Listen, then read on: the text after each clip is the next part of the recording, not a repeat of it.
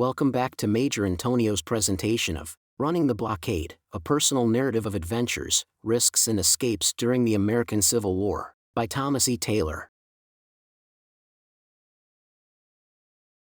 Chapter 5. Fort Fisher in Wilmington.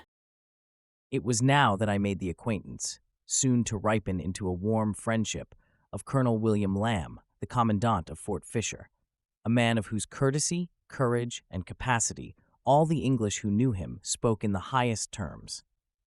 Originally a Virginian lawyer, and afterwards the editor of a newspaper, he volunteered at the outbreak of the war, and rising rapidly to the grade of colonel, was given the command of Fort Fisher, a post which he filled with high distinction till its fall in 1865. With the blockade runners he was immensely popular, always on the alert, and ever ready to reach a helping hand. He seemed to think no exertion too great to assist their operations, and many a smart vessel did his skill and activity snatch from the very jaws of the blockaders. He came to be regarded by the runners as their guardian angel, and it was no small support in the last trying moments of a run to remember who was in Fort Fisher. So much did we value his services, and so grateful were we for them, that at my suggestion, my firm subsequently presented him with a battery of 6 Whitworth guns, of which he was very proud, and good use he made of them in keeping the blockaders at a respectful distance. They were guns with a great range, which many a cruiser found to its cost when venturing too close in chase down the coast. Lamb would gallop them down behind the sandhills by aid of mules and open fire upon the enemy before he was aware of his danger. Neither must I forget his charming wife, alas, now numbered among the majority. Her hospitality and kindness were unbounded, and many a pleasant social evening have I and my brother blockade runners spent in her little cottage outside the fort. The following extract from Southern historical papers, written by Colonel Lamb a few years ago, will doubtless interest my readers. Also, the account, copied from the Wilmington Messenger, of a meeting which took place lately between him and General Curtis at Fort Fisher. In the fall of 1857, a lovely Puritan maiden, still in her teens, was married in Grace Church, Providence, Rhode Island, to a Virginia youth, just past his majority, who brought her to his home in Norfolk, a typical ancestral homestead, where beside the white folks there was quite a colony of family servants, from the pickaninny just able to crawl to the old gray-headed mammy who had nursed old Massa. She soon became enamored of her surroundings and charmed with the devotion of her colored maid, whose sole duty it was to wait upon her young missus. When the John Brown raid burst upon the South and her husband was ordered to Harper's Ferry, there was not a more indignant matron in all Virginia, and when at last secession came, the South did not contain a more enthusiastic little rebel. On the 15th of May, 1862, a few days after the surrender of Norfolk to the Federals, by her father-in-law, then mayor, amid the excitement attending a captured city, her son Willie was born. Cut off from her husband and subjected to the privations and annoyances incident to a subjugated community, her father insisted upon her coming with her children to his home in Providence. But notwithstanding she was in a luxurious home, with all that paternal love could do for her, she preferred to leave all these comforts to share with her husband the dangers and privations of the South. She vainly tried to persuade Stanton, Secretary of War, to let her and her 3 children, with a nurse, return to the South. Finally, he consented to let her go by flag of truce from Washington to City Point, but without a nurse, and as she was unable to manage 3 little ones, she left the youngest with his grandparents, and with 2 others bravely set out for Dixie. The generous outfit of every description which was prepared for the journey, and which was carried to the place of embarkation, was ruthlessly cast aside by the inspectors on the wharf, and no tears or entreaties or offers of reward by the parents availed to pass anything save a scanty supply of clothing and other necessaries. Arriving in the South, the brave young mother refused the proffer of a beautiful home in Wilmington, the occupancy of the grand old mansion at Orton on the Cape Fear River, but insisted upon taking up her abode with her children and their colored nurse in the upper room of a pilot's house, where they lived until the soldiers of the garrison built her a cottage 1 mile north of Fort Fisher on the Atlantic beach. In both of these homes, she was occasionally exposed to the shot and shell fired from blockaders at belated blockade runners.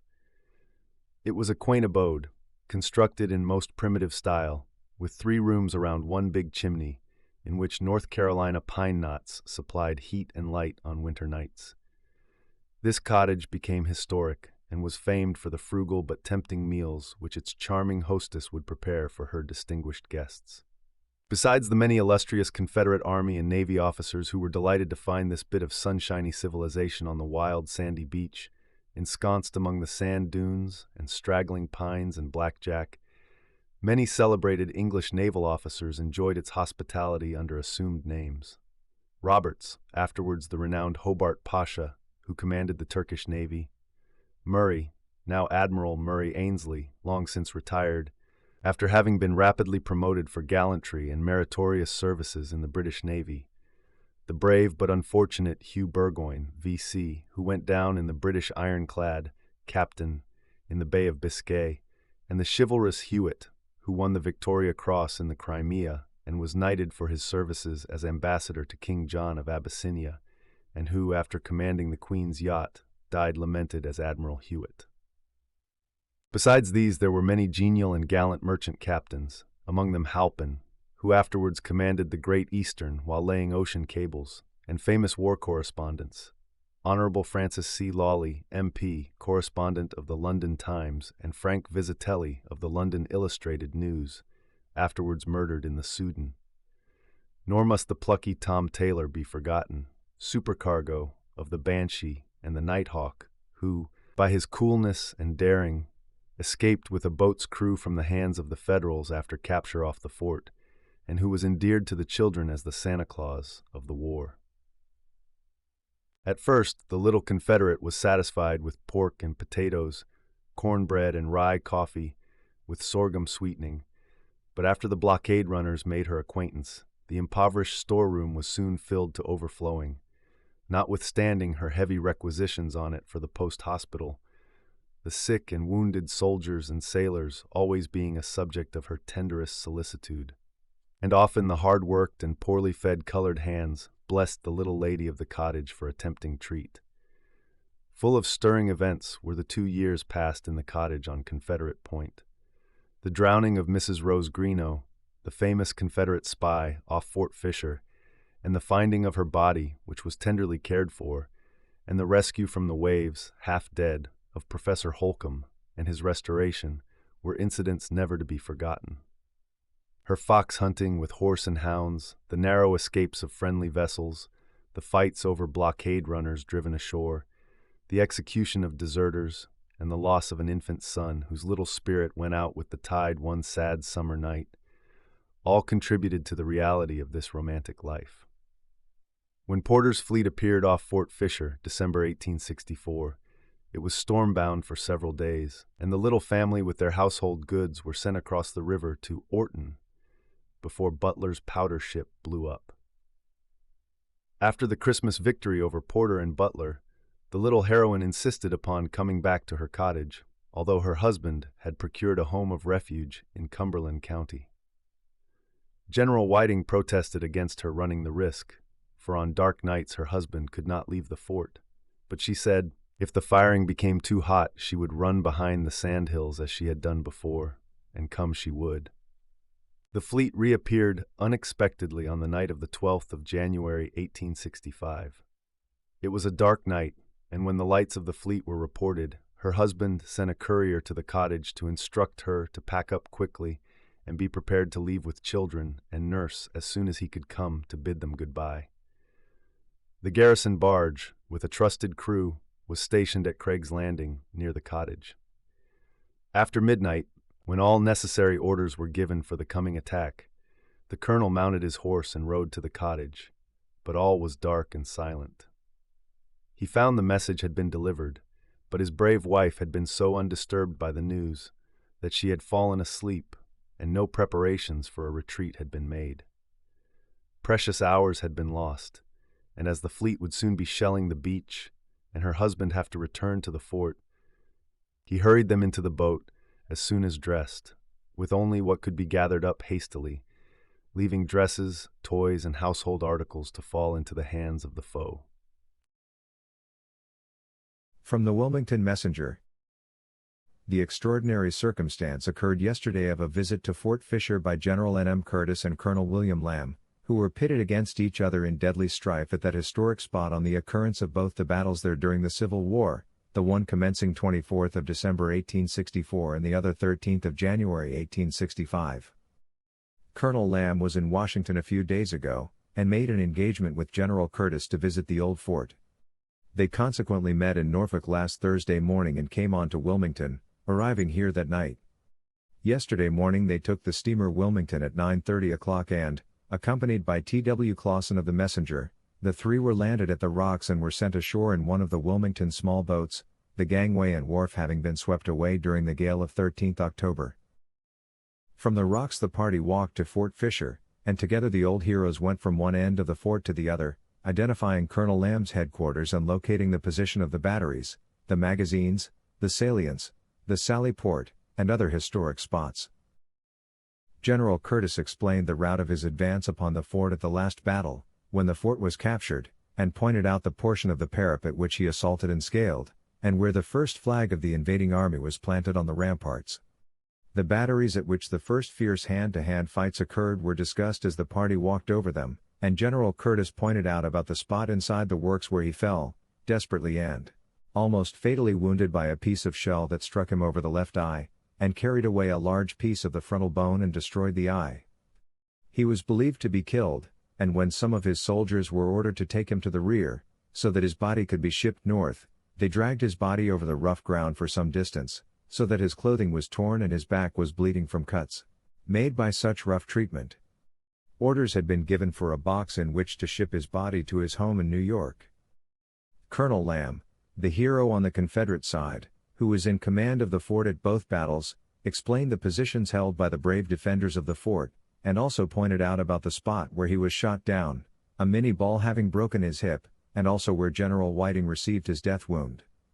Strange to say, all three were wounded within a few yards of each other. Colonel Lamb's wound came within an ace of proving fatal, and, as it was, he was on crutches for several years. The old fort is now a heap of ruins, consisting of mounds of sand, where the batteries were stationed. In front of the land face from which the assault was made by the United States troops under General Curtis, and right on the position held by his regiment, the recent storm has unearthed a great many bones of the brave fellows who fell in the battle. It is not known whether they wore the blue or the gray, but it is quite probable that they were some of General Curtis's troops. From the fort the party proceeded up the beach for a mile and a half, and visited the cottage which Colonel Lamb occupied with his family and made his general headquarters. It is now occupied by a fisherman. From Craig's Landing nearby, the party took a sailboat and were carried back to the rocks by the Craig brothers. When the boat was run ashore it grounded in shallow water about 15 feet from dry land, and the only alternative left was to strip shoes and footwear, and roll up pants and wade out. General Curtis, who is a man of powerful frame and sound health, soon stepped over the boat's side and into the water, and as Colonel Lamb's health made him cautious about going into the water, General Curtis offered to carry him on his back to dry land. The messenger representative, being a duffer of good frame and strength, and being the younger by half, interposed in relief of General Curtis, and so Colonel Lamb rowed the scribe to the shore. The newspaper man then wanted to kick himself for not allowing Colonel Lamb to ride his friend the enemy, for he could have witnessed the remarkable instance of a brave and distinguished Federal officer carrying on his back the illustrious Confederate who, in years that are gone, was raising Old Harry with shot and shell to keep the general at a safe distance. These two men were heroes of the right stripe, and we can raise our hats in honor and admiration of them for the rich heritage which their manhood and bravery leaves to Americans. After accepting the hospitality of Mr. Henry Wood, a fisherman at the rocks, who had prepared some coffee and oysters for the party, the Wilmington came in sight at 3 o'clock, and she was boarded for the return to Wilmington. On the trip down Colonel Lamb had bought a lot of fine fat coots to be cooked for lunch at the rocks, but he forgot these, and they were left on the steamer. Imagine the happiness of the party when they got aboard to find that the courteous Captain John Harper had had the birds cooked and sent them in with some delightful bread. General Curtis and Colonel Lamb, after returning to the city, were hospitably entertained at the Cape Fear Club. General Curtis was a colonel at the assault on Fort Fisher, but he won his general's epaulettes there. By the way, he was wounded in 6 places on the day the fort was captured. He served 4 years and 8 months in the Federal Army, having volunteered in April 1861. After this digression, I must return to our movements on board the Banshee. Having obtained pratique, for the quarantine was very strict, and a local pilot, rendered necessary by the river being unbuoyed and strewn with torpedoes, we ran up at once to Wilmington. Here I found our agent Tom Power, who had an outward cargo ready for me, and the cheerful heartiness with which the slaves set about discharging our inward one was a pleasant surprise. If I hadn't been told they were slaves, I should never have discovered it. Everything had to be done at high pressure, for it was important to get out as quickly as possible, so as to try another run while the dark nights lasted, and loading went merrily on. I therefore did my best to win the goodwill of the officials, on whose favor I was of course in a great measure dependent for a rapid turn-round. Wilmington was already sadly pinched and war-worn. There never was too much to eat and drink there, and the commonest luxuries were almost things of the past. So when it became known that there was practically open house on board the Banshee, friends flocked to her. She soon attained great popularity, and it was really a sight when our luncheon bell rang to see guests, invited and uninvited, turn up from all quarters. We made them all welcome, and when our little cabin was filled, we generally had an overflow meeting on deck. What a pleasure it was to see them eat and drink. Men who had been accustomed to live on cornbread and bacon and to drink nothing but water appreciated our delicacies, our bottled beer, good brandy, and on great occasions our champagne warmed their hearts towards us. The chief steward used to look at me appealingly as a hint that our stores would never last out. In fact, we were often on very short commons before we got back to Nassau. But we had our reward. If any special favor were asked, it was always granted, if possible, to the Banshee, and if any push had to be made, there was always someone to make it. Whether due to the luncheon parties or not need not be said, but we were within a very few days able to cast off our moorings and drop down the river, ballasted with tobacco and laden with cotton, 3 tiers even on deck. Such things are almost incredible nowadays. The reckless loading, to which high profits and the perquisites allowed to officers led, is to a landsman inconceivable.